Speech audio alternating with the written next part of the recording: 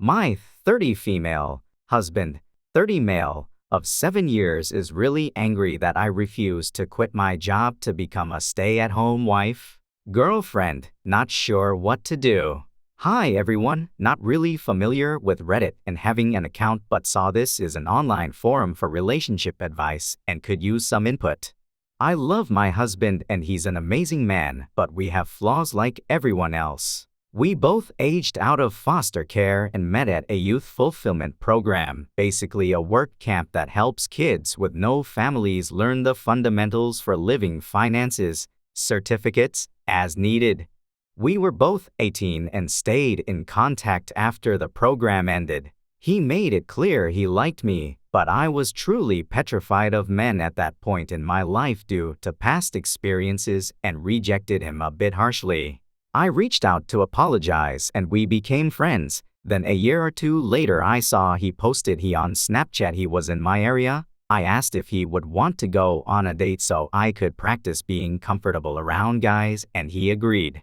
He never made a move, never touched me, never made weird eye contact. If I said no, he didn't ask a second time, not even as a suggestion. We went on these platonic dates for months with nothing happening. And one day I asked for a hug and then asked for a kiss and he asked me to be his girlfriend. We got married a year after and our 7-year anniversary is around the corner. We agreed we would not even think about having kids until we were older since both of us were the product of young parents. We've really just only focused on getting by on using as little money as possible and saving up every dime to buy a house. Thankfully, we got our house a few months ago and we were both able to quit our second jobs and for the first time only work regular 9-to-5s. Yay! I've discovered I really like gardening and baking and I love having a real home. We have been discussing adding to our family by having a baby and I feel very ready to be a mom. Scared still, yes, but ready. But my husband brought up how sad I would be if I had to quit since I've worked so hard. I told him I had zero plans to quit. I would only take maternity leave, plus my company allows maternal and paternal remote options for 1 year after birth. So I can just work from home if needed. I know it's a lot to do with a newborn, but giving up the security of my paycheck is simply not an option. He told me this was what we worked for, to make our own perfect family opposite from what ours were like, and I was blindsiding him by changing my plans and I told him no plan has changed. I can have a career and be a mom, plenty of women do it. He doesn't have to quit his job to be a dad, so why should I? He said it wouldn't work for a baby's needs and I told him okay. Since I make more money than you do, why don't you quit and I go back to work remotely after healing from birth? That way we have both hands on deck and we don't have a severe loss of income, as I make $89K a year and he makes $52K a year. He mentioned that if I trusted him fully this shouldn't be a problem. I told him I trust him but I don't trust our current economy. But I left out that I really do genuinely think quitting my job with no savings, wiped out by getting the house, and relying on a man is absolutely stupid.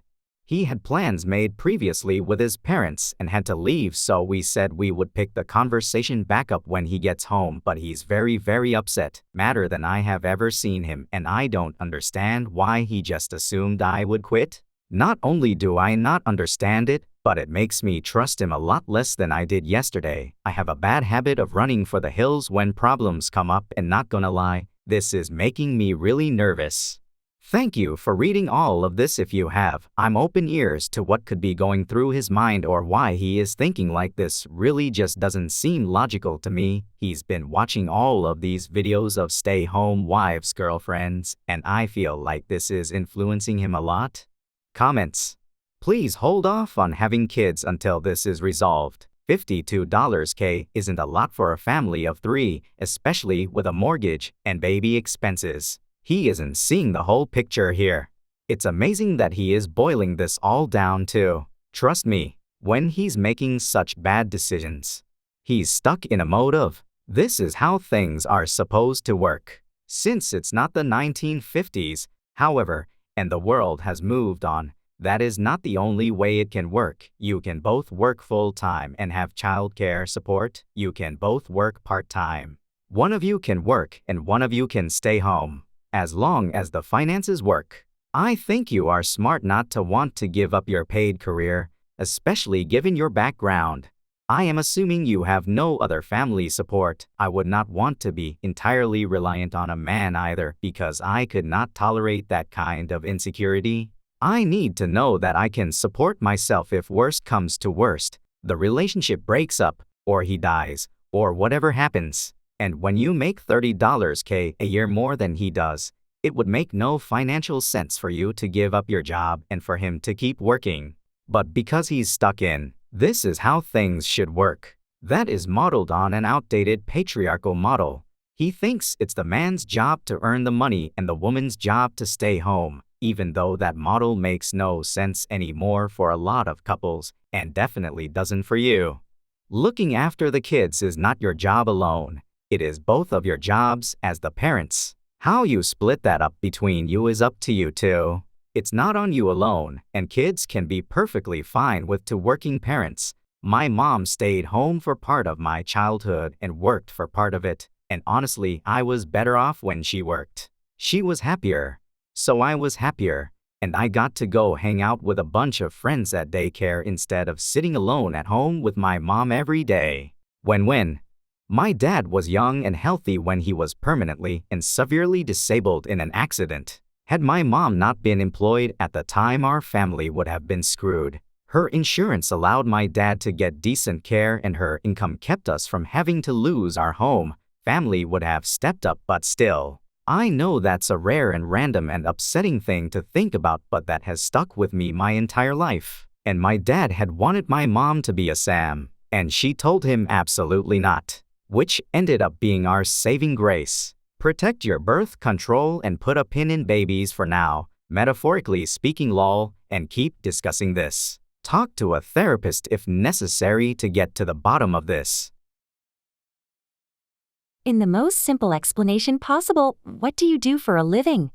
I watch lines go across a screen. I call people if the lines are scary. I write documents to get people ready to die. Replies: lawyer, doctor, grief counselor, army officer. Paralegal, mostly I write wills and powers of attorney. I rob humans for dollars. I type numbers so people can get a paycheck. Replies: thanks for your service, sincerely, a big fan of paycheck and all that they bring. Can you type bigger numbers please and thank you. Answer questions from people who should know the answer already. Know stuff and fix things. Replies: are you a dad? Because this is what my daughter thinks that dads do. Work. Replies: there it is. I talk to airplanes. Replies: you're a 3-year-old. Shower thoughts. It is more acceptable for men to walk around the house with only pants on than it is for women. On the other hand, it is more acceptable for women to walk around the house with only a shirt and underpants on than it is for men. Comments.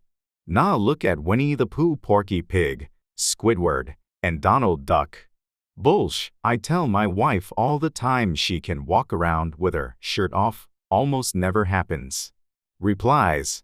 That's funny, your wife walks around with her shirt off at my place all the time. She's our wife. Actually, if you have a big enough shirt, women can go bottomless, back underwear, smarter to wear a large shirt. Replies. I feel like that would just be called a dress at that point. I think dress implies a degree of formality. Really long shirt seems more like a tunic. There's the shirt and the dress, then there's the shirt dress. Wireless charging actually limit your device's portability more than wired charging. Sometimes thoughts just stay behind in the room we just left. Comments. Bro, sometimes the thought comes back when I go back in that room too. It's not that impressive to skydive without a parachute. It's impressive to do it twice. You can buy light cream, heavy cream, whipping cream, and 1/2 and 1/2, but you cannot buy just cream. You know what ham is basically? Bacon, with less fat. A fly without wings. If we call a fly because it has wings, what do you call a fly without wings? A walk? Drinking beer in bed is seen as degenerate, but drinking wine in bed is essentially self-care. Older generations like to use seemingly unnecessary warning labels on products as an example of how much dumber the younger generations are. But most of those warnings are a result of the stupid things they themselves did as kids that had to be remedied with warning labels afterward. Comments. I have a book filled with warning labels made necessary by extremely stupid people. Among those that really baffle me are these gems. On a hair dryer, do not operate in the shower or while sleeping. On a toaster, do not place paper products in toaster. On a chainsaw, do not attempt to stop blade with hands or genitals. To an extent, I can understand how 1 and 2 might become necessary. However, I can't fathom the sheer depths of stupidity necessary to result in number 3. I had a knife, and I kid you not, it said extremely sharp, do not give to stupid people. The craziest stories from the hotel workers on Reddit. 1. I worked in a decent hotel in college, was the night auditor. One night the police came in and went directly to a room around 2 a.m. They escorted a prostitute out and asked to speak to the manager. After they were done speaking with my manager, the officer handed me the phone and she told me to go in and clean up the room. I never made beds or did any of that, so I wasn't sure exactly what she wanted. I went to the room and there was trash everywhere. There were uncapped syringes, used packages that had contained drugs, and general filth everywhere. I called the manager back to tell her that I wasn't touching anything because of the uncapped syringes.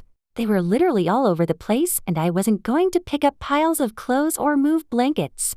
The manager said that if I didn't clean the room I was fired. I said fine. You have a half an hour to get here because I am leaving. I was the only one there overnight. As she pulled into the parking lot a short time later, I walked over to my car, didn't even wait for her to get inside. Replies. I wouldn't have even waited for her to get there. What the hell was she thinking? What a moron. I go OSHA on them and tell them it's against federal law to fire me considering how they didn't provide me with hazmat biological waste training in the first place. Even if that's blowing smoke up my ass, but at that point what have I got to lose? 2. Posted this before. I have a friend that owns a small motel just off a highway. I would hang out with him and chat on some late nights. One night, he got a call that one of the guests heard a loud crash in the room next door. Checked the computer and saw that the room was unoccupied. Friend and I go to check it out. We knock and there is no answer. He opens the door and there was a cat in the room. It knocked over a lamp and smashed it. It was super friendly and came right to us. We took it back to the office and looked at the room records. The prior person that was in the room abandoned the cat when he checked out 3 days earlier. He was already on the other side of the country when we called him, and he said he was not coming back for the cat. My friend took ownership of the cat and now she is the motel cat. She walks all around the property and takes care of any mice or critters. She even has her picture on the wall as one of the employees. Not sure why the maid service did not see it when the room was being cleaned. We think that the vacuum scared the cat and she is somewhere. Still was a dick move of the old owner to leave the cat behind. Replies. Oh, I'm glad Kitty was brought on as the official motel cat. Sad start but happy end. Someone left their bowl at ours. Who knows where it was hiding when the housekeepers cleaned the room, but when the next guest checked in and crawled into the bed, it was under the pillows. It scared them so bad, we had to call animal control to come get it. Working at a small boutique place. Just starting my day shift at about 6:30 a.m. Hadn't even had my coffee yet. A woman came to the desk, visibly shaken. She tells me I can't find my husband. He's not in the room, and all his clothes are still there. He's a sleepwalker and am worried that he has wandered into another room. At this point I start to chuckle a bit to myself, but quickly stop with the thought of a screaming woman finding a naked stranger in her room. First thought is to check the CCTV. We head up to the first floor. Our CCTV is actually in the back of our linen storage, and I bring the woman with me. Not even sure why I did, probably because she wanted to come. Soon as I got the door open and the lights on, there was her naked husband sleeping spread across our bundled duvet covers, with one open half covering him. She woke him up, and of course, he had no freaking idea where he was. She wrapped him up and took him back to bed. They checked out later, and the dude was bashful as hell. I told him not to worry about it as he gave me a great story to share, and let him know I would tell anyone who would listen, and I planned to. Replies. Some dude embarrassed of that he sleepwalked naked at a random hotel. If you're a known sleepwalker, it might not be the best idea to sleep in the nude. I'm sure he was ecstatic to hear that,